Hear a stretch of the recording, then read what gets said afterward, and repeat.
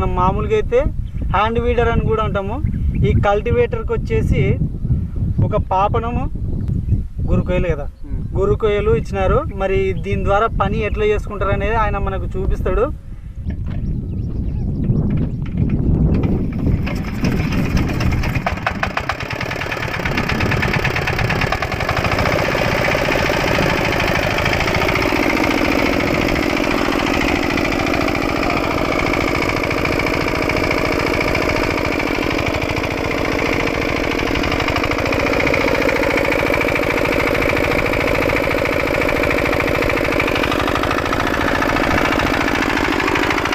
Clutch కదా దీనికి.